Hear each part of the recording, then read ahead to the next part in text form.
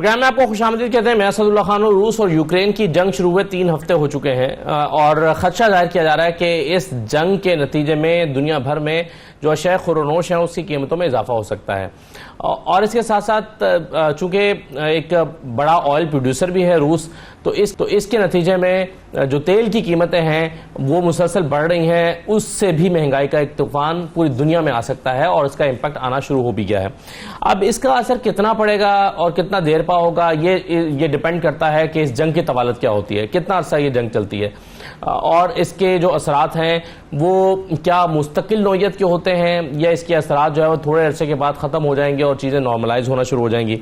ये तमाम चीज़ें जो हैं वो आवाम के पॉइंट ऑफ व्यू से बहुत अहम है, क्योंकि लोग जो महंगाई को फेस कर रहे हैं, क्या वो आर्जी महंगाई को फेस कर रहे हैं या उन्हें लंबे अरसे तक इसको फेस करना पड़ेगा। इन तमाम चीज़ों पर हम गुफ्तगू करेंगे। गुलाम हुसैन रहमान साहब मेरे साथ मौजूद है ब्यूरो यूके के। बहुत शुक्रिया गुलाम हुसैन रहमान साहब। सादात साहब हमारे साथ मौजूद हैं, समाजी रहनुमा हैं और माहिर मुआशियात भी हैं। डॉक्टर कैस असलम हमारे साथ मौजूद हैं, पाकिस्तान से माहिर मुआशियात हैं।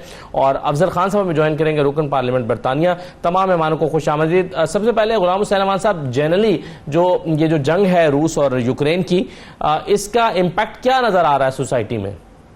देखिए, जिस तरह और रूस की जब से टेंशन और ये जंग की सूरत हाल है, बरतानिया के अंदर भी काफी परेशानी है। और चूंकि बरतानवी हुकूमत भी शुरू दिन से ही पहले तो मसालत करते रहे हैं कि कोशिश करते रहे हैं कि जंग ना हो, लेकिन जब से जंग शुरू हुई भी है यहाँ पर लोग भी इसलिए भी बहुत परेशान है कि डायरेक्टली जो महंगाई का इम्पैक्ट है वो बरतानिया के ऊपर बहुत ज्यादा है।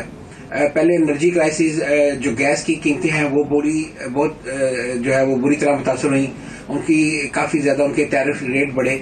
और अब जो पेट्रोल की जो प्राइसेस हैं वो तो बहुत ही परेशान कुन हद तक जो है वो बढ़ चुकी हैं और तकरीबन 50% के करीब जो है वो कीमतों में इजाफा हो चुका है। और अभी भी कल पेट्रोल डलवाया, प्राइस और थी, आज जा रहे हैं तो और है और लोगों के लिए काफी परेशानी है। बल्कि कई इलाकों में तो ये सुनने में आ रहा है कि 2 पाउंड के करीब पर लीटर भी हो चुका है पेट्रोल ना, और जो कभी 1 लीटर और कुछ पेंस होता था। तो ये लोगों के अंदर काफी ज्यादा परेशानी का एलिमेंट है और आने वाले दिनों के अंदर जो है वो और परेशानी इस तरह भी बढ़ रही है कि ये जो पेट्रोल की कीमत है ये भी बढ़ सकती है और इसके अलावा जो रोजमर्रा की खाने पीने की अशिया हैं उनके अंदर भी जो है काफी तेजी के साथ इजाफा हो रहा है। और लोग जो ग्रोसरी पहले घर की अगर 200 पाउंड करते थे वीक की, अब उनको 300-350 पाउंड जो है वो खर्च करना पड़ रहे हैं। तो वहां पर तो लोग डायरेक्टली ज़ाहिर है जंग से जो है मुतासर हो रहे हैं यूक्रेन के अंदर, लेकिन बरतानिया के अंदर जो है वो इंडायरेक्टली इसके इम्पैक्ट बहुत ज्यादा आ रहे हैं और लोग काफी परेशानी का शिकार है। बल्कि अब तो मुतालबात होना शुरू हो गए हैं कि पे इंक्रीज की जाए या इस तरह की सब्सिडाइज की जाए चीजें। अगर जो है इसी तरह प्राइसेस जो है वो इंक्रीज होती गई और लोगों के लिए काफी मुश्किलात बढ़ सकती हैं। तो मेरा ख्याल है कि अगर जंग बंदी होती है, जंग रुकती है, तो इसका जो बरतानवी और यूरोपीय दूसरे लोग हैं उनको कम से कम ये फायदा होगा कि ये जो तेजी के साथ इन्फ्लेशन बढ़ रही है ये कंट्रोल हो जाएगी और लोगों की परेशानी के अंदर मैं कहूँगा बहुत इस वक्त बहुत ज्यादा इजाफा हो रहा है। लोग ज़हनी जो मसाइल हैं उसका शिकार हो रहे हैं। जी सही। इसमें सादा साहब आप क्या देखती हैं, अगर आने वाले दिनों में ये जंग तवालत इख्तियार करती है तो बरतानिया में मुआशी हालात किस जानिब जा सकते हैं? बिस्मिल्लाहिर्रहमानिर्रहीम। ये जैसे अभी अवान साहब बता रहे थे कि जो पेट्रोल की वाकई प्राइसेस बढ़ रही हैं और दिन ब दिन बढ़ रही हैं, इसका मैं आपको सिर्फ ये बता सकती हूँ कि अभी तो सिचुएशन, क्योंकि पहले हम लोग ब्रेग्जिट से अभी निकले हैं तो उसके बाद थोड़ा सा हमारा जो ये क्राइसिस चल रहा था पेट्रोल के हवाले से, लेकिन इस जंग की वजह से वो थोड़ा और एक्सपीडाइट हो गया है। क्योंकि असल में जो मेन वजह अगर इसकी समझें तो वो यही है कि जो हम लोग, क्योंकि रशिया के ऊपर पाबंदी लगाई गई है जो कि यूके इसमें काफी बढ़ चढ़ के हिस्सा ले रहे हैं पाबंदियां लगाने में, और दूसरी तरफ यूएस भी पाबंदियां लगा रहे हैं। तो जो मेन उनकी पाइपलाइन थी ये आज से पिछले हफ्ते से ना इन लोगों ने जो शिप्स थी जो रशिया से आ रही थी गैस के, वो सब उन्होंने मना कर दिए हैं, क्योंकि अब उन्होंने बिल्कुल कह दिया कि हम रशिया से कोई भी चीज या कोई भी ऑयल की जो सप्लाई है वो नहीं लेंगे। लेकिन अच्छी जो चीज ये हो रही है कि फिलहाल जो हुकूमत है वो काफी तेजी से काम कर रही है और डिफरेंट जो कंट्रीज हैं उसको एक्सप्लोर कर रही हैं। जैसे अभी हमारे जो बोरिस जॉनसन है वो सऊदीया भी गए, क्योंकि वो कह रहे हैं कि हम लोग ज्यादा सप्लाई अब लेना शुरू कर देंगे सऊदी अरब से और ईरान से, जो तकरीबन अगर आप देखें तो यूके की 50% की जो गैस सप्लाई है ना वो आती है रशिया से। तो अगर उसके ऊपर पाबंदी लगा देंगे तो फिर डेफिनेटली इसके तो असरात होंगे, लेकिन वो बहुत प्रीएम्प्टिवली वो देख रहे हैं कि रशिया को सऊदी अरब को और ईरान को एंगेज करें और उनसे उनकी डील चल रही है कि थोड़ी वहां से ज्यादा सप्लाई मिल जाए। सेकेंडली अभी कॉन्ट्रैक्ट एक इन्होंने दिया है शेल कंपनी को भी इधर मिला है, और उसमें यहाँ पे यूके के अंदर वो एक्सप्लोरेशन करेंगे, जिसकी वजह से उसका सिर्फ यही पॉसिबिलिटी देखी जा रही है कि किसी तरीके से ज्यादा ऑयल सप्लाई हो सके, ताकि ये जो बढ़ती हुई इन्फ्लेशन है इसके ऊपर काबू पाया जा सके। क्योंकि हम सबको ये मतलब पता है कि जैसे पेट्रोल की प्राइसेस जब बढ़ती हैं तो आपकी बाकी भी अशिया खुर्दनोश की प्राइसेस डेफिनेटली इफेक्ट होती हैं। तो अभी तो यही है कि किसी तरीके से इस जो बहरान एक पैदा हो गया है ऑयल क्राइसिस जो है, इसके ऊपर जो काबू पाना आई थिंक वो सबसे अवलीन तरजीह है, ताकि हम इस बढ़ती हुई इन्फ्लेशन को किसी तरीके से कम कर सकें। सही, बिल्कुल सही है डॉक्टर कैसर साहब। ये माहिरीन का ख्याल है कि ये जंग जो है अगर जारी रही तो अगले मरहले में दाखिल हो जाएगी और ये अर्बन वॉर में भी तब्दील हो सकती है, शहरी इलाकों में लड़ी जाने वाली जंग। क्या ये जंग आप समझते हैं कि आदमी मुआशी बहरान का सबब भी बन सकती है? अस्सलामुअलैकुम जी, बात यह है कि जंग कभी भी अच्छी नहीं होती और वर्ल्ड इकोनॉमी अभी कवर्ड की रिसेशन से नहीं निकली थी तो ये जंग शुरू हो गई। और इस जंग के जो डायरेक्ट असरात भी हैं और इनडायरेक्ट असरात भी हैं। नंबर वन, ये इलाका दुनिया की 60% अनाज पैदा करता था। दूसरा, 84% खुर्दनी तेल पैदा करता है। ये इलाका जो है 40% गैस और तेल देता है दुनिया को।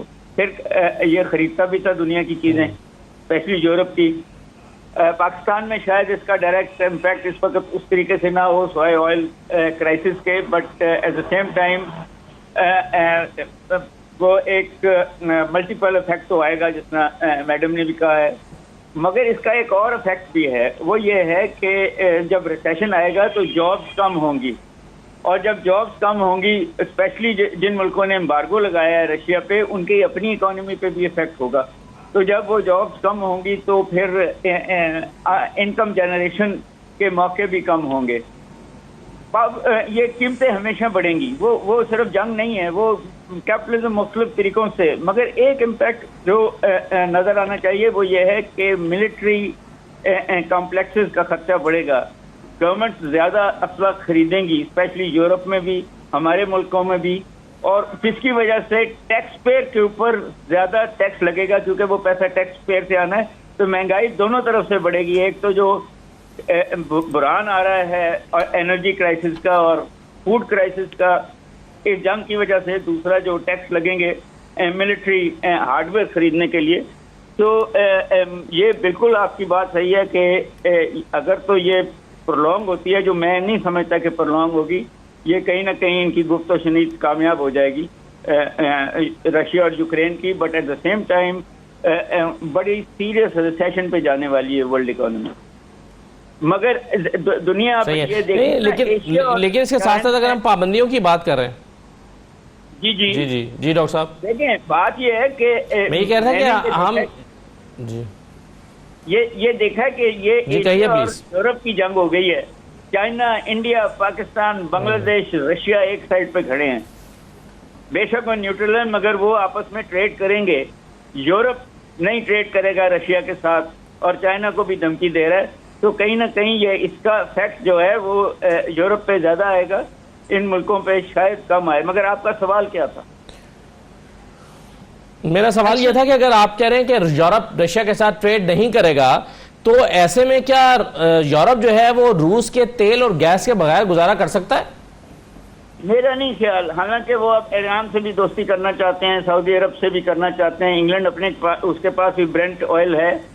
मगर नहीं, आपने देखा होगा कि दो बातें की इस सारी जो अमेरिका और यूरोप ने लगाई हैं सैंक्शन रशिया पे, रशिया के सारे बैंकों पे लगाई हैं सिवाय 2 बैंकों के जहां से यूरोप खुद रशिया को पेमेंट करता है।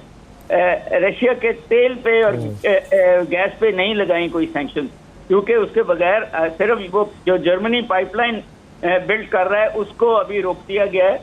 मगर मेरा नहीं ख्याल कि यूरोप या दुनिया खुद भी अभी अल्टरनेट एनर्जी पे नहीं गई। अभी उनकी सोलर की और वाटर की टेक्नोलॉजी उस लेवल पे नहीं चली, तो they are going to depend, वो डिपेंड करेंगे रशिया पे। और फिर चाइना के साथ भी तो उनके ये है कि जितनी अब नई टेक्नोलॉजीज हैं वो सॉल्ट और मिनरल चाइना से ले रही हैं, तो इन अ वे टेक्नोलॉजीज मिक्स हैं अब। तो इकोनॉमी तो नीचे जाएगी थोड़ी सी, मगर ये बड़ी जल्दी सॉल्व होने की तरफ जाएगी ये, वरना जी आप करें बात। जी सॉरी डॉक्टर साहब, जी मेरा ख्याल है सादिया साहब ऐड करना चाह रही हैं। जी मैं थोड़ा सा इसमें ऐड करना चाहूंगी कि बेसिकली बात करें सैंक्शंस की। देखिए हम सबको पता है जो यहाँ पे एक समझने वाली जो एक अभी नई डेवलपमेंट हो रही है वो ये हो रही है कि हम सबको पता था कि ईरान के ऊपर उनके न्यूक्लियर प्रोग्राम की वजह से उनके ऊपर सैंक्शंस लगाई जाती थी। अब चूंकि अब इनको ऑयल चाहिए तो यूके भी और यूएस भी ईरान की तरफ बहुत देख रहे हैं। ईरान और सऊदी अरब टॉप इनकी प्रायोरिटीज हैं। तो ईरान जो है वो डील कर रहा है कि आप फिर ठीक है हमें न्यूक्लियर प्रोग्राम चलाने दें और उसके ऊपर कोई भी अगर प्रेसिडेंट आएगा तो वो उसको रद्दी की टोकरी में नहीं फेंकेगा, वो प्रोग्राम एज इट इज चलेगा। और उसकी वजह से असल में हो ये रहा है कि जो यूरोपियन जो ब्लॉक है ना वो थोड़ा उनको खदशा है कि वहां से उनका न्यूक्लियर प्रोग्राम के ऊपर थोड़ी बहुत सैंक्शंस लगी रहनी चाहिए, इस तरह नहीं कि वो दे दें। अभी जैसे डॉक्टर साहब बता रहे थे अभी ईयू ब्लॉक ने डायरेक्टली नहीं कोई सैंक्शंस लगानी शुरू की हैं और यूके बहुत ज्यादा पुश कर रहा है कि किसी भी तरीके से कि ईयू जो ब्लॉक है वो भी अगर करे। अगर जैसे ईयू का ब्लॉक आगे बढ़ के अगर वो भी सैंक्शंस करना शुरू कर दे तो वो डिफिकल्ट है। लेकिन अभी जैसे कहते हैं कि बहुत ये केयरफुली देख रहे हैं प्रोज एंड कॉन्स के आया उसके ऊपर पाबंदी, क्योंकि वो ईरान की सिर्फ एक ही डिमांड है कि हमें फिर हमारा न्यूक्लियर प्रोग्राम चलने दिया जाए और उसके ऊपर हमें कोई पाबंदी ना हो।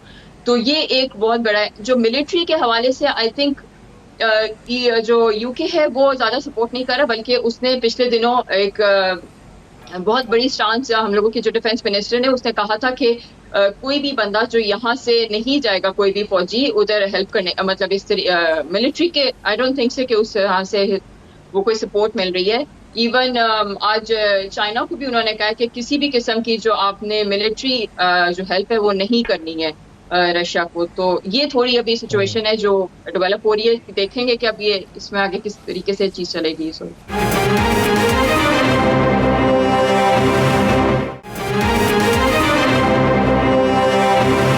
सादिया साहब एक सवाल जो मैं अभी चूंकि पेट्रोल और गैस की बात हो रही थी, तो चूंकि यूरोपीय यूनियन के ममालिक में तकरीबन 40% जो कुदरती गैस है वो रूस से आती है, तो रूसी गैस का मुतबादल जो है वो हो सकता है यूरोपीय यूनियन के पास, इससे क्या इम्पैक्ट आएगा? देखिए बहुत टाइम लगेगा। रशिया जो है ना ये अभी से नहीं, उसने कब से अपने इकोनॉमी को स्ट्रॉन्ग किया है, इतने टाइम से उन्होंने डी डॉलराइज कर दिया है। उनके पास अपना मीर सिस्टम है जो पेमेंट का सिस्टम जो उन्होंने 2014 से इम्प्लीमेंट करना शुरू कर दिया। उनको दे वो वेरी वेल हुए, उन्होंने ये जंग करने से पहले सर्वे करवाया और उनसे पूछा गया कि कितने लोग सैंक्शन से डरते हैं। अब यकीन करें उस सर्वे की रिपोर्ट में 60 to 80% लोगों को कहते हैं हमें कोई फर्क नहीं पड़ेगा, हमारी लाइफ एज इट इज चलेगी। क्योंकि इवन जो लास्ट टाइम भी इन्होंने सैंक्शंस लगाई थी, आपको याद हो जो एल्यूमिनियम प्रोड्यूसर उनका सबसे बिगेस्ट है, यूएस को उस सैंक्शन लिस्ट में से निकालना पड़ा क्योंकि कोई और मुतबादल नहीं है।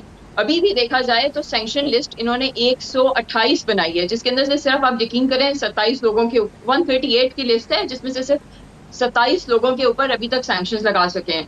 तो हम अगर देखा जाए तो इतनी ज्यादा लोग हैं जो नहीं और जिनके ऊपर सैंक्शंस लगा रहे हैं वो मतलब आई डोंट थिंक सो वो इतने रेलिवेंट हैं जिनके ऊपर सैंक्शंस लग रही हैं बेसिकली। तो जो मेन बिजनेसेस हैं उनके ऊपर अभी तक उनका नहीं है। तो रशिया को ते नो कि उनकी कितनी वर्थ है और उनकी कितनी जरूरत है।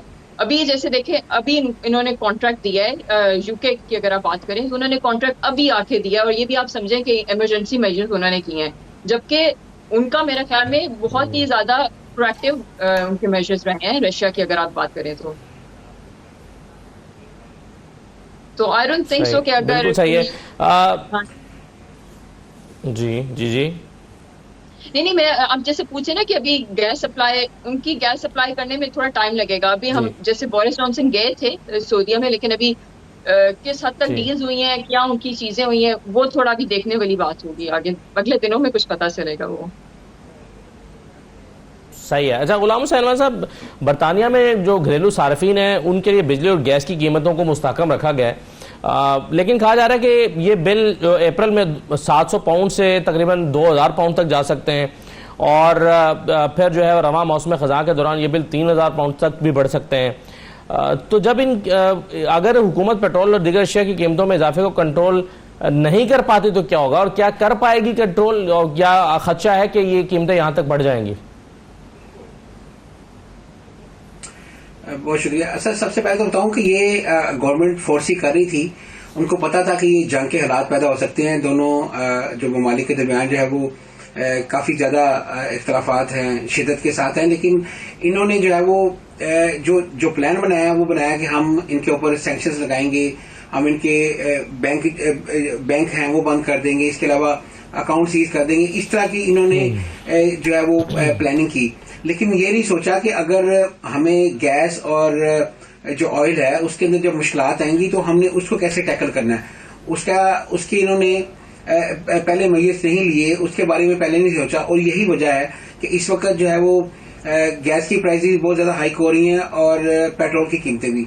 और जैसा आप कह रहे हैं कि ये भी प्रेडिक्ट किया जा रहा है कि आने वाले 3 से 4 माह के अंदर जो है ये इसके अंदर मजीद इजाफा होगा और लोगों की परेशानी के अंदर भी काफी इजाफा होगा, क्योंकि गवर्नमेंट ने जो है वो पिछले दिनों मिनिमम वेज जो है उसके अंदर इजाफा किया, लेकिन कहा जा रहा है कि ये अनफ नहीं है। जिस तरीके से आपका जो मंथली बिल है वो इंक्रीज हो रहा है गैस का, और उसके अलावा बिजली की कीमतें भी बढ़ रही हैं, और साथ ये जो पेट्रोल का अब आ गया है, जो चूंकि पेट्रोल ज़ाहिर है हर चीज के साथ लिंक है, और अगर पेट्रोल की कीमत जो है वो इस कदर तेजी के साथ ऊपर जा रही है तो इसका अल्टीमेट जो इफेक्ट है वो आम सारिफ पर आना है। और यही वजह है कि इस वक्त आवाजें उठना शुरू हो चुकी हैं, और अब यहाँ बरतानिया के अंदर बलदियाती इलेक्शन भी है, उनकी कैंपेन भी चल रही है, उसके अंदर भी लोग ये शिकायत कर रहे हैं कि हम बड़ी डिफिकल्ट लाइफ जो है वो इस वक्त गुजार रहे हैं। लोगों ने पहले कोरोना का मुकाबला किया, उसके अंदर भी अपने माशी हालात ज़ाहिर लोगों के बहुत हुआ, उसके अलावा फिर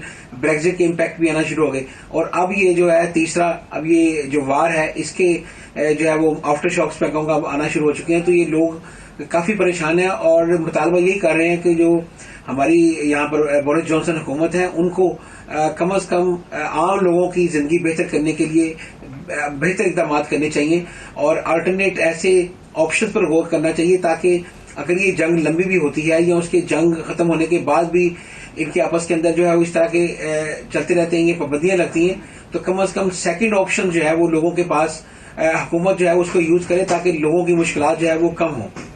जी बिल्कुल सही है। चलिए मैं एक छोटा सा ब्रेक लेता हूं। अफजल खान साहब भी मौजूदा रुकने पार्लियामेंट है, उनसे भी पूछते हैं कि बरतानिया को किस किस्म के चैलेंजेस का सामना है इस जंग के बाद और आने वाले दिनों में क्या होने जा रहा है। ब्रेक लेते हैं, ब्रेक के बाद वापस आते हैं।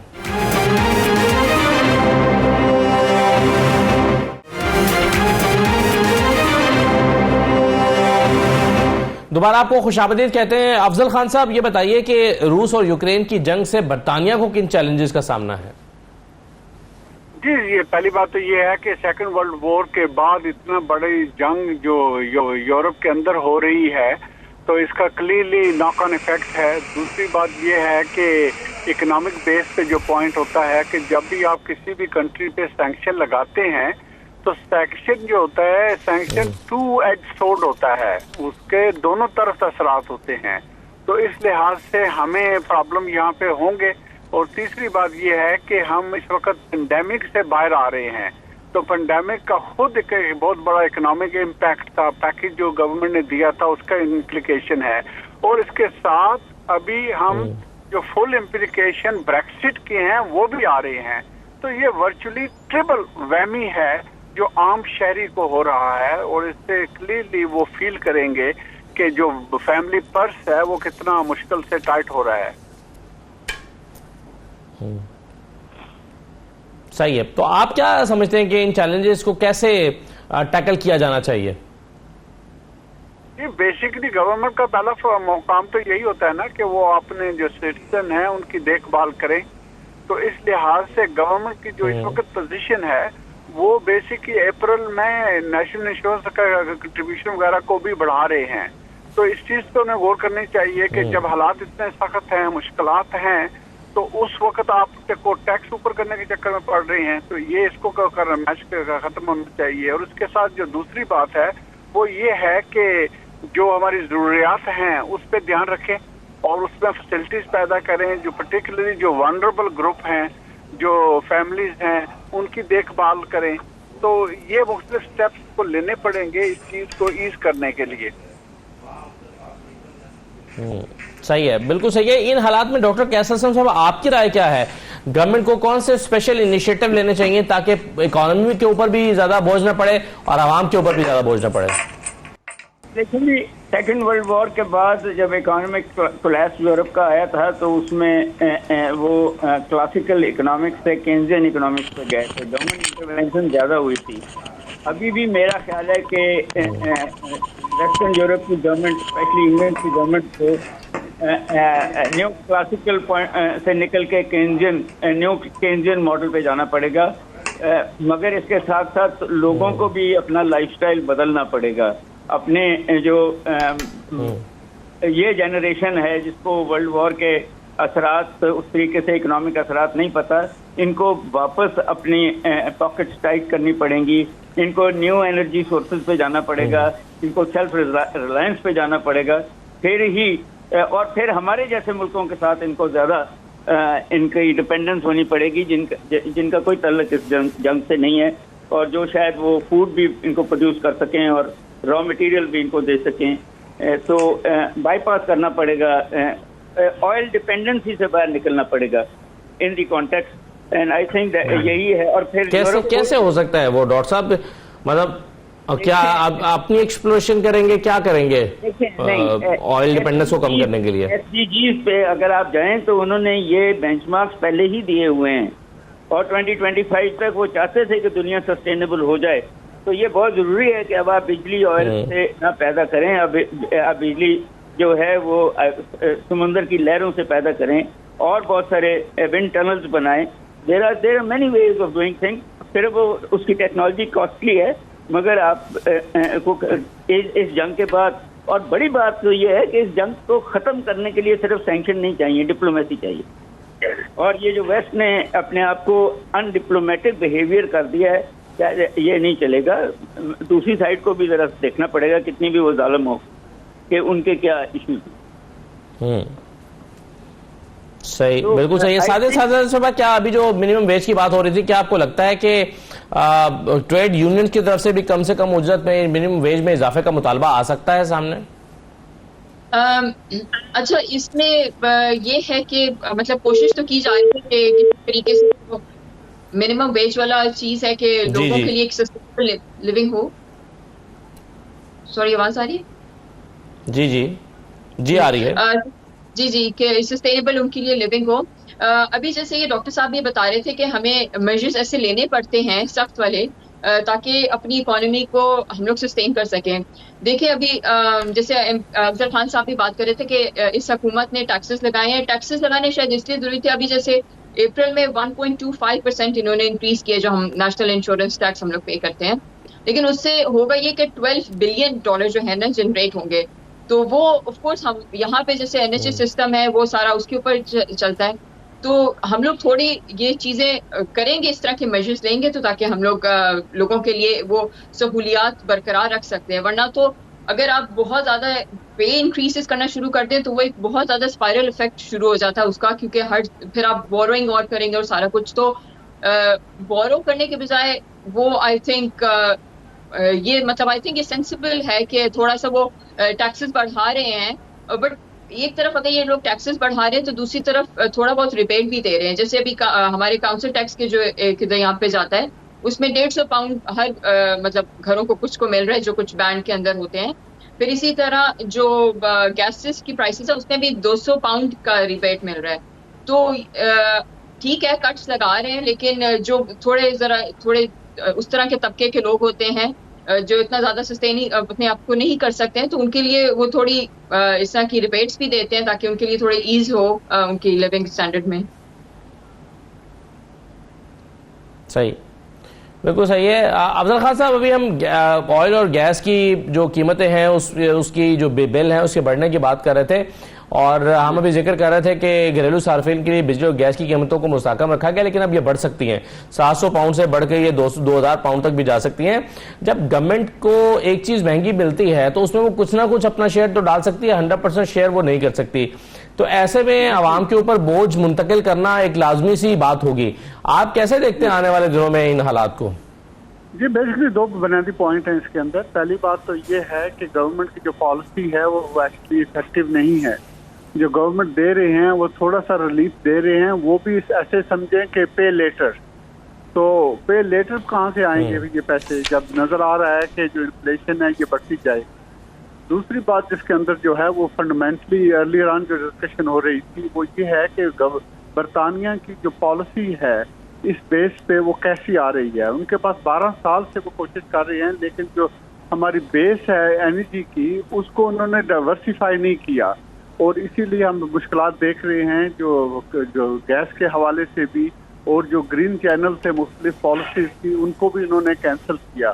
तो वो फेल हुए रहे हैं इस चीज़ को कि वो डाइवर्सिफाई करते इस चीज़ को, ताकि इस तरह की जो झटका लगा है जंग के हवाले से भी तो उसको अब्जॉर्ब करना आसान होता, ताकि कीमतें इतनी ज़्यादा ना बढ़ती।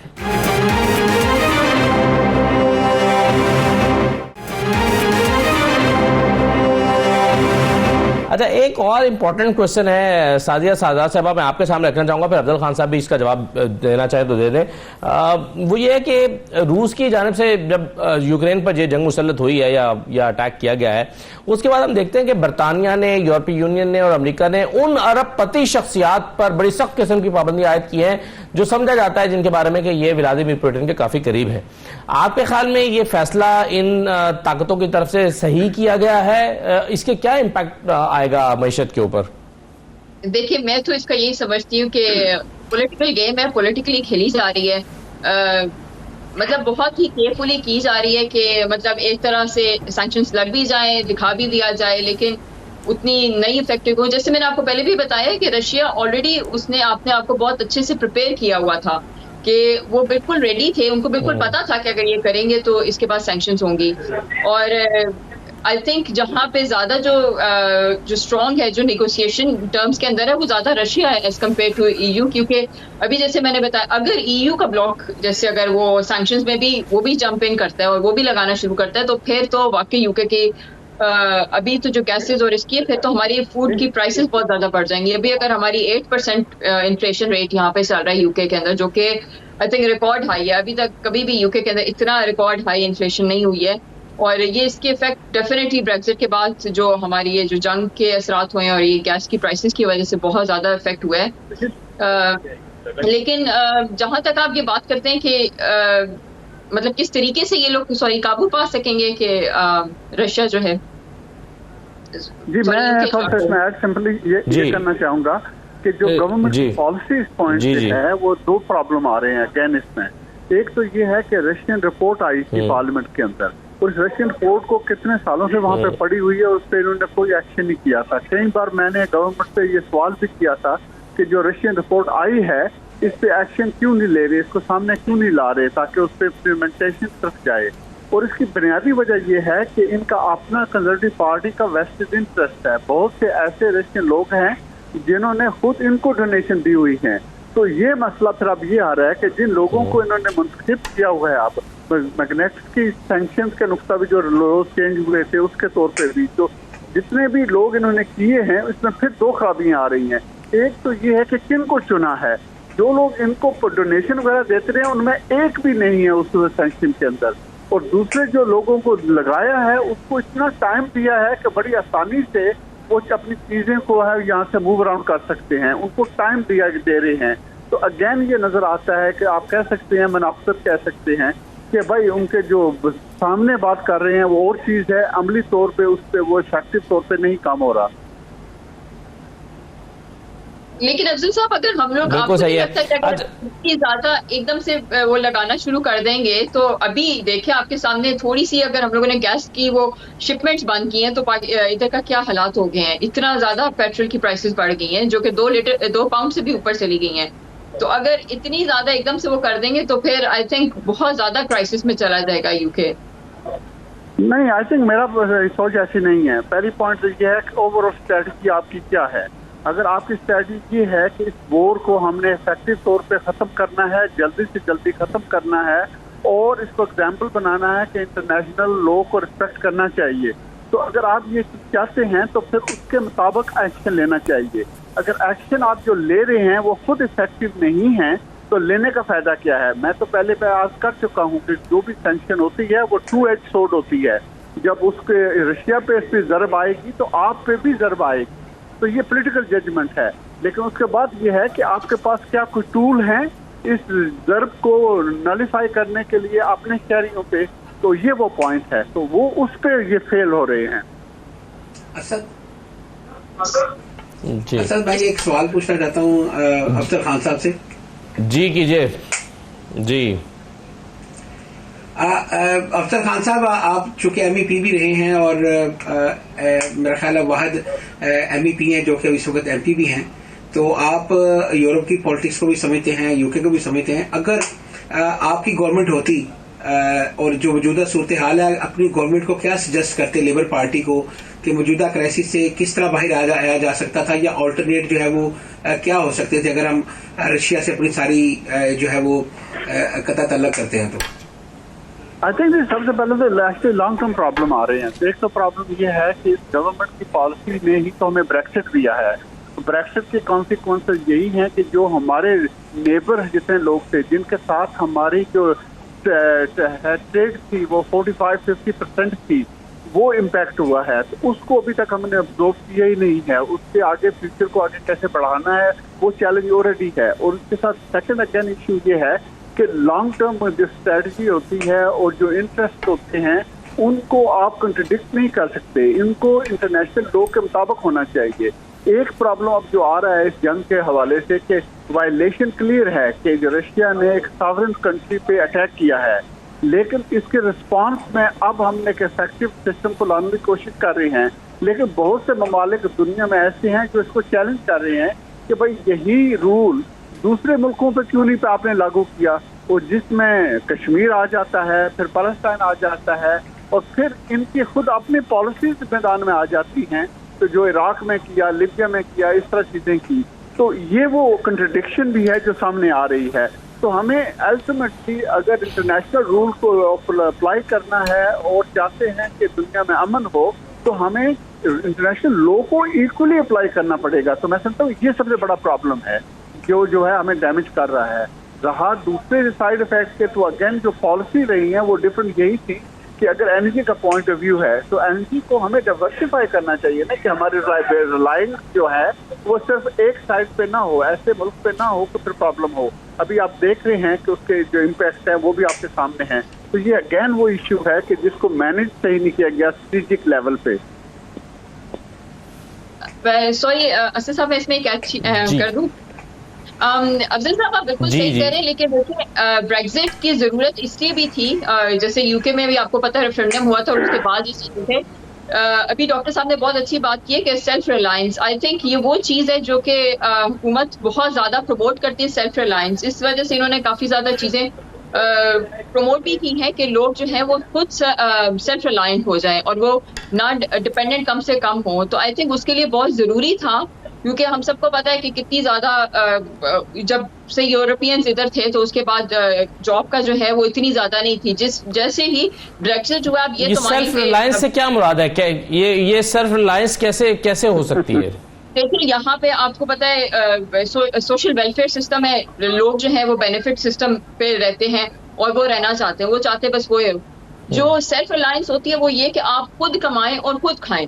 तो ये चीज इसमें मेरा ख्याल में ये बहुत अच्छा है, और आपकी अपनी ग्रूमिंग के लिए भी बहुत जरूरी है कि आप जो है वो सेल्फ रिलायंट हो, आप ना इस तरह बेनिफिट सिस्टम के ऊपर पलें। तो आई थिंक ये वो चीज है जो कि कंजर्वेटिव पार्टी बहुत ज्यादा प्रमोट करती है। वो ये कह रही थी कि मतलब उनका ये पॉइंट ऑफ व्यू है, जो हुकूमती यहाँ की जो पार्टी है उसका ये पॉइंट ऑफ व्यू है कि लोगों को सेल्फ रिलायंट होना चाहिए। देखिए, जब से ये ब्रेग्जिट हुआ है, ठीक है ये सब क्राइसिस है, लेकिन आप यकीन करें लोगों के पास जो जॉब्स के मौके हैं वो कहीं ज्यादा हो गई हैं। अब इतने ज्यादा जो लोग हैं जो कि बेरोजगार थे, अब उनको रोजगार मिल गया है। ना सिर्फ ये बल्कि रोजाना की बेसिस के ऊपर इन लोगों ने इतने ज्यादा प्रोजेक्ट्स किए हुए हैं जिसके अंदर लोगों को जॉब्स पे लगा रहे हैं, और वो एक कंपनी के साथ ही काफी ज्यादा कंपनियों, इवन जो लोग कैद में रहकर आए होते हैं, जब वो रिहा होते हैं उनको भी वो जॉब्स के लिए कहते हैं, क्योंकि वो इतने ज्यादा आउट ऑफ टच होते हैं, उनको फिर नौकरी नहीं मिलती। लेकिन उन्होंने प्रोग्राम्स ऐसे भी बना रहे हैं जो ऐसे लोगों को भी वो जो है वो सपोर्ट करें ताकि वो भी दोबारा अपने पाँव पे खड़े हों और नौकरी करें। और जैसे अफजल साहब अभी ने बात की थी कि जो रशिया के ऊपर सैंक्शंस लगाए, देखें रशिया ने अपने आप को इतना ज्यादा स्ट्रॉन्ग और सस्टेनेबल, मतलब वो बहुत ज्यादा स्ट्रॉन्ग उसने बनाया हुआ है कि उसकी जरूरत लोगों को है, उसके ऊपर बहुत ज्यादा डिपेंडेंसी है। तो ये अब हम तो नहीं कह सकते, ये अगर उनका एक स्ट्रॉन्ग पॉइंट है तो वो उन्होंने किस तरीके से किया, वो उन्होंने पूरे प्लानिंग के साथ किया है।